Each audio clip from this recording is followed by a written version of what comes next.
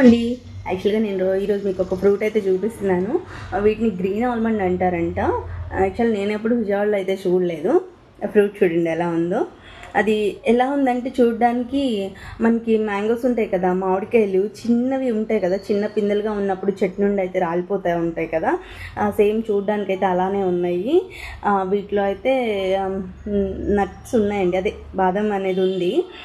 భలే ఉన్నాయండి చూడడానికి. మనకి విజయవాడ సైడ్ అయితే దొరకవు అసలు ఇలాంటివి.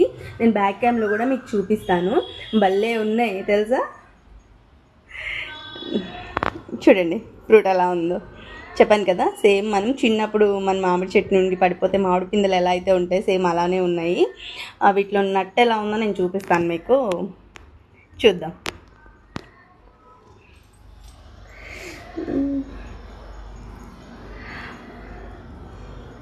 యాక్చువల్లీ వాష్ చేసుకొని ఇలా కట్ చేయడమే అనమాట. టీతో కట్ చేసేసుకోవచ్చు.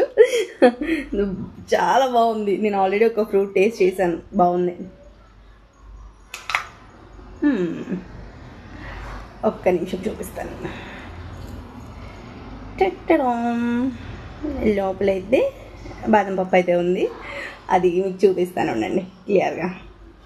యాక్చువల్లీ ఫోన్ పట్టుకోవడానికి ఎవరు లేరు, అందుకోసం ఇలా చేస్తున్నాను అనమాట. బాదం పప్పు చూసారు ఎలా ఉందో, సూపర్ అనమాట. గ్రీన్ ఆల్మండ్ అంటే ఇవి మనకి మార్ట్స్లో దొరుకుతాయి కదా మనకి, సేమ్ అవే కానీ పచ్చిగా ఉన్నప్పుడు అనమాట. లోపలైతే ఇలా అండి.